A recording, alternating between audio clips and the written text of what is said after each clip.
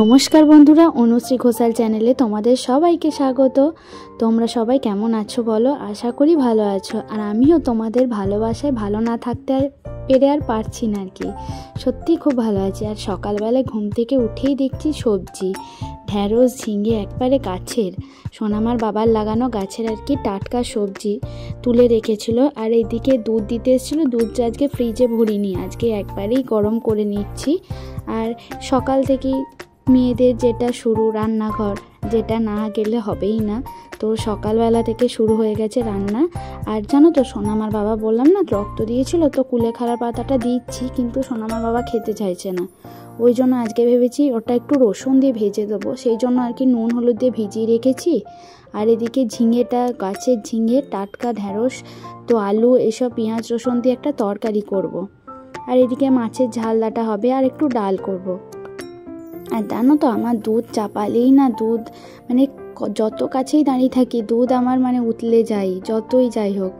তো যাই হোক, ওইদিকে দুধটা একটু ফোটাতে দিলাম ভালো করে, কারণ কি বলো তো, কাঁচা থাকে তো দুধটা অনেকক্ষণ ধরে ফোটালে, যেহেতু সোনামাকে খাওয়াই, সেই জন্য দুধটা অনেকক্ষণ ধরেই একটু ফুটিয়ে নিই, তারপর ওটাকে রেখে দিলাম। আর এইদিকে একটু মাছগুলো যেহেতু আমার ফ্রিজে রাখা ছিল, সেই জন্য একটু ভালো করে মাছগুলো ধুয়ে নিচ্ছি। মানে যতই ধুয়ে রাখি তবুও না, যখন নুন হলুদ মাখাই তখন একটু ভালো করে ধুয়ে না রাখলে হয় না, তো সেই জন্য একটু ভালো করে নুন হলুদ মাখিয়ে ধুয়ে রাখছি। আর বাদ বাকিগুলো আমি ফ্রিজে আবার রেখে দেব, কারণ কালকে সোনামার বাবার মর্নিং ডিউটি, তো আনতে পারবে না, সেই জন্য আবার ওটা রেখে দেব। কিন্তু সোনামাকে আর কালকে দেব না, কালকে সোনামাকে ডিমই করে দেব, কারণ দুদিন হয়ে গেল তো। আর এদিকে দেখো, মাছগুলো আমি নুন হলুদ মাখিয়ে রেখে দিচ্ছি। আর এখন জানো তো, আমাদের প্রত্যেক দিন বৃষ্টি হচ্ছে, তোমাদের কাদের কি হচ্ছে জানি না, আমাদের এখানে প্রায় প্রত্যেক দিনই বৃষ্টি, একবার করে রোদ, একবার করে বৃষ্টি। আর আমি এখন মাখছি সাবু, কলা, মিষ্টি, আম এইসব দিয়ে একটু সাবু মাখবো, বাবাও খাবে আর সোনামাকেও একটু দেবো সাবু মাখা। আর সন্দেশের ওপর এগুলো রয়েছে, তো সোনামার কি খুঁটে খুঁটে খাচ্ছে, তো একটু সাবুটা মাখছি। কি বলো তো, প্রত্যেক দিন না এখন ভাতটা দিচ্ছি না 10টার সময়, একটু সাবু মাখাও দিচ্ছি, সেই জন্য একটু সাবুটা মেখে সোনামাকে খাইয়ে দিলাম এইদিকে। আর তারপরে আমি এদিকে রান্না করতে আরম্ভ করলাম, কারণ ওকে না খাইয়ে দিয়ে রান্না করলে না, ও নিজে একা বসে বসে মানে নোংরা করে, মানে ঘাঁটে, কিন্তু খেতে চায় না। কিন্তু ওকে যদি খাইয়ে দিই না, ও খায়। আর দেখো, মিক্সির বাটিটা সোনামার বাবার হাত থেকে পড়ে গেছিলো, সেটাই দেখাচ্ছিলাম যে মানে পড়ে গেছে, ভেঙে গেছে আর কি।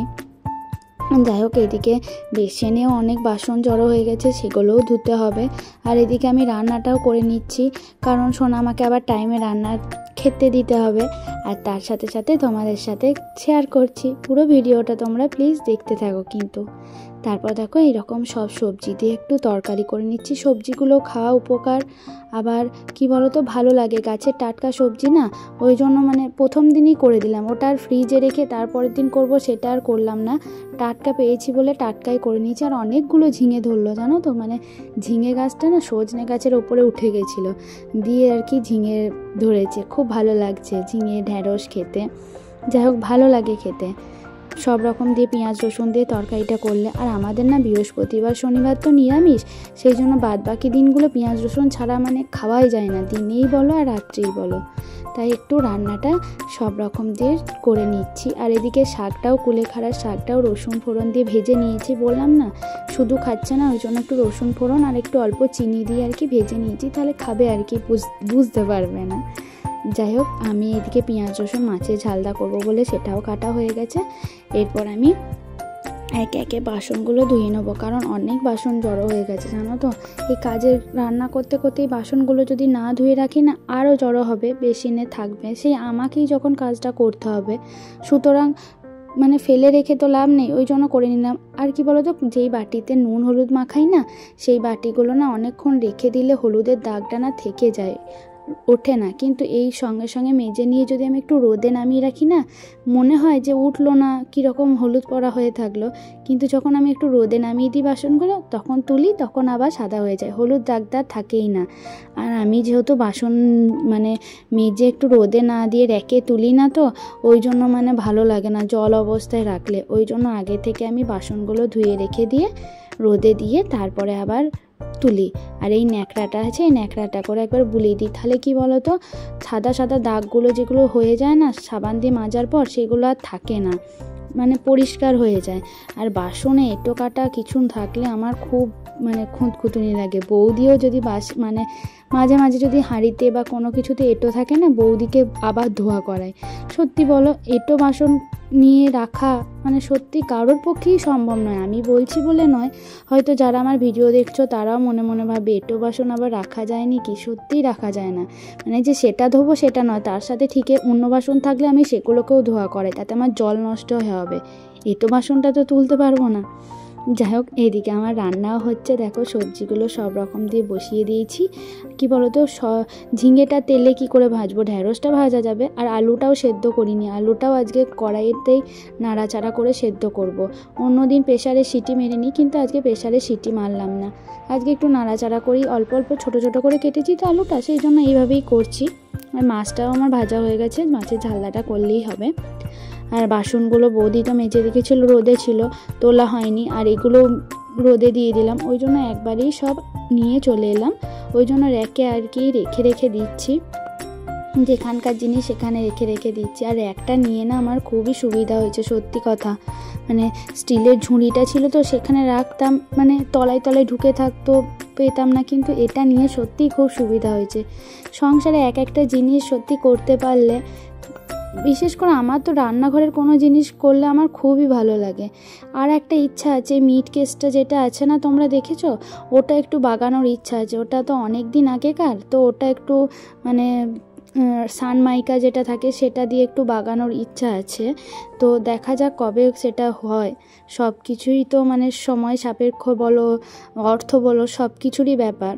তো যাই হোক, দেখা যাক। আর একটার পর একটা যা লেগেই আছে আমার বাড়িতে, আর হচ্ছেও টুকটাক করে জিনিস, না হওয়া নয়। বন্ধুরা, কেমন লাগছে বলো আমার ভিডিও, আর প্লিজ সবাই ফুল ওয়াচ করো, তাহলে আমার একটু উপকার হয় আর কি। মানে বুঝতেই পারছো, মানে এত খাটাখাটনি, এত ডেলি ব্লগ দেওয়া প্রত্যেক দিন না, মানে প্রত্যেক দিন ডেলি ব্লগ যারা দেয় হয়তো তারাই বোঝে যে প্রতিদিনের ভিডিওগুলো করে সেগুলো আবার এডিট করা, মানে কাটা, ভয়েস দেওয়া, এডিট করা, সে একটা সময় সাপেক্ষর ব্যাপার। তারপর সারাদিনের কাজকর্ম, হয়তো যারা ডেলি ভ্লগ দেয়, প্রত্যেক দিন ভিডিও দেয়, তারাই হয়তো জানবে আমার মতো যে সত্যি কতটা কঠিন।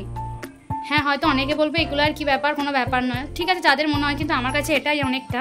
তো দিচ্ছি, তোমরা প্লিজ ভিডিওগুলো দেখো, ফুল ওয়াচ করো, কমেন্ট করে জানিও তোমাদের কেমন লাগলো, তাহলে আমার সত্যি আমার একটু উপকার হয়। কারণ দেখো 3 বছর ধরে লড়ে যাচ্ছি, এখনও কিন্তু সেইভাবে সাকসেস পাইনি। তো চেষ্টা করছি, তোমরাও পাশে থেকো, সাথে থেকো, তাহলেই পারবো, নাহলে কোনো দিনই পারবো না। তো সেই জন্যই তোমাদের কাছে রিকোয়েস্ট করছি বারবার করে যে প্লিজ তোমরা যেন ভিডিওগুলো ফুল ওয়াচ করো, স্কিপ না করে দেখো। আর এদিকে মোটামুটি আমার রান্না কমপ্লিট হয়ে গেল, এরপর আমি গ্যাসটা একটু মুছে রাখছি। আর কি বলো তো, তোমরা হয়তো অনেকে বলবে তোমাকে গ্যাস মুছতেই প্রথম দেখলাম। কি বলো তো, যেহেতু আমার মানে রান্না করার পর এই ওভেনটা কাঁচের তো ওপরটা, তো সঙ্গে সঙ্গে সেই জন্য না আমি গ্যাসটা মুছি না, কাঁচের যেহেতু গরম থাকে সেই জন্য আমি সঙ্গে সঙ্গে গ্যাসটা মুছি না। আর তারপর কি বলো তো, রাতেও তো আঁশ রান্না হয়, সেই জন্য আমি গ্যাসটা রেখে দিই যে রাতেও আঁশ রান্না হবে, মানে বারবার মোছা আর এই ঝিকগুলো ধোয়া, সে লোহার তো জং ধরে আর করে নষ্ট হয়ে যায়, সেই জন্য যতটা পারি আমি নিরামিষ না করা অবধি রেখে দিই রাত্রেটুকু, যে রাতে হয়ে যাক, একবারে সকালে পরিষ্কার করব। তো সেই জন্যই হয়তো আমাকে দেখতে পাও না তোমরা গ্যাস মুছতে। তো যাই হোক, আজকে মুছলাম, তো সেই জন্যই তোমাদের সাথে একটু শেয়ার করলাম, কারণ আজকে একটু নিরামিষ হবে, রাত্রে লুচি হবে, এসব হবে, তো সেই জন্য গ্যাসটা কি দিনের বেলায় সময় পেলাম বলে ওই জন্য মুছে রেখে দিলাম। আর এতটাই গরম, দেখতে পাচ্ছ কেমন ঘেমে যাচ্ছি, মানে রান্নাঘর থেকে যে কখন বেরোবো সেটাই মনে হয় ঢোকার পর, যে কখন আমি বেরোবো, মানে একটার পর একটা কাজ রান্নাঘরে লেগেই থাকে। যাই হোক, কিছু তো করার নেই, কাজ তো করতেই হবে। ধরো সত্যি কথাই আমার খুবই ভালো লাগে এখন ভিডিও করতে, জানো তো, আগে এত কমেন্ট পেতাম না, এখন যেই কমেন্টগুলো পাই, আমার অনেক নতুন পুরনো অনেক বন্ধু আমাকে এখন কমেন্ট করে, অনেক ভালোবাসে, অনেক সাপোর্ট করে, সত্যি কথা। আর আমারও তাদেরকে মানে মন থেকে অনেক অনেক ভালোবাসা, অনেক অনেক ধন্যবাদ যে আমাকে এইভাবে সাপোর্ট করার জন্য, আমার ভিডিও দেখার জন্য, কমেন্ট করার জন্য। আর প্লিজ তোমরা আমার সাথে থেকো, পাশে থেকো, আর আমাকে এইভাবেই ভালোবাসা দিও, আমার ভিডিওগুলো প্লিজ তোমরা দেখো, কমেন্ট করো। তো চলো আজকের মতো এই পর্যন্তই, আবার কালকে আসবো নতুন একটা ভিডিও নিয়ে তোমাদের সাথে। তো তোমরা সবাই ভালো থেকো, সুস্থ থেকো, সাবধানে থেকো।